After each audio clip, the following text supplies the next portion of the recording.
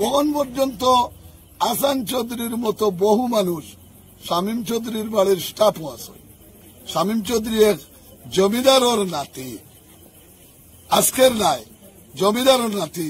এখন পর্যন্ত করিমগঞ্জ শহরের বুকুত শামীম চৌধুরী এবং শামীম চৌধুরীর পরিবারের মানুষের যে সম্পদ আছে, ইতাত আসান চৌধুরীর মতো বাক্যা কতজন মরিদ রাখা হচ্ছে, নাইব রাখা আছে।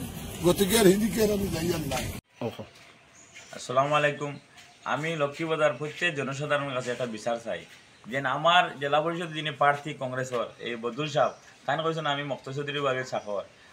আমি অকাতান যে অহংকারী ভাষায় যেভাবে আমার চাকর কইছেন, ঠিক আছে, কোনো ব্যাপার নাই। আল্লাহ খারে কোন সময় চাকর বানাইতে ফয়সালা বানাইতে পারে, খারে কোন সময় গরিব বাড়িতে আল্লাহর হাতো। অহংকার যেতান যে মনোভাব, এর অহংকার জবাব আপনারা 2 তারিখ দিবা। আমি মুক্তা চৌধুরী বাড়ির চাকর নাই, আমি লক্ষ্মীবাজার জেলা পরিষদের প্রত্যেক জনসাধারণ চাকর।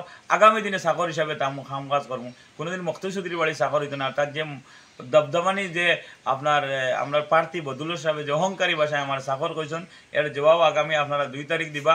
আর তান এলাকার মানুষে তান যেন এই অহংকারী যেটা, এই অহংকারীর কারণে তান এলাকার মানুষ ফিরিয়া গিয়া আমার যেভাবে স্বতঃস্ফূর্তভাবে সমর্থন করলা, এই যে তান অহংকারী মনোভাব।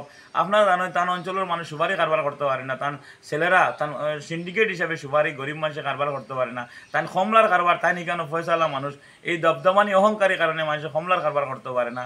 আর বিশেষ করিয়া তান কবাডি বোর্ড 3-4 বার 7-8 বার চেয়ারম্যান হয়েছেন, পয়সা আছে। এই পয়সার মাধ্যমে টেকা যেন লইছেন, তাই মুক্তা চৌধুরীর যে দবদমানি কইতা তান চাকর, আমি কোনোদিনও তান মুক্তা চৌধুরী চাকর হইতাম না। আমার এলাকার জনসাধারণের চাকর হইম। এরপরে তাই খালি আমার চাকর কইছেন না, আমার লোকে যারা শিক্ষিত মানুষ জানে, যারা সাহায্য করে, সারারে কইছেন চাকর, মুক্তা চৌধুরী বাড়ির চাকর।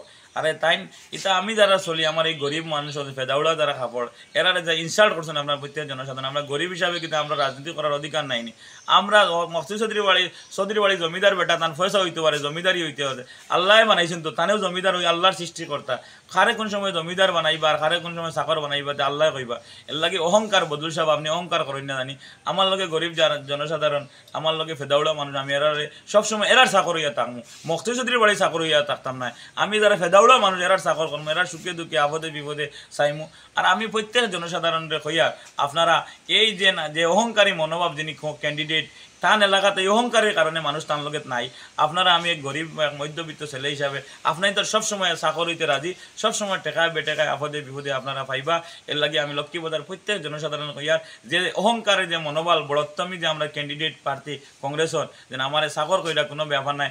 আমার লোকে যারা আছেন সারারে তাই এটা অপমান করছেন, এর বদলা আপনারা 2 তারিখ ভোটের মাধ্যমে দেখাইবা যেন চাকর বেটাও গিয়া আপনার ইয়ে হইতে পারে, প্রার্থী জনপ্রতিনিধি হইতে পারে। এর যোগ্য জবাব আপনারা দিবা। আর যে জমিদার সাহেব, এই তো খালি বিল্ডিংয়ের উপরে তখন গোয়াড়ির তখন কোনো এলাকার যখন বিপদ আপদ পড়ে, যে কোনো প্রবলেম হয়, কোনোদিন এই জমিদার বেটা আমরা গরিব অসহায় মানুষের খাড়া হইতে কোনোদিন দেখলাম না। আমরা কিন্তু মানুষের সব সুখে দুঃখে গত টার্মও আসলাম, আগামী দিনও আসি।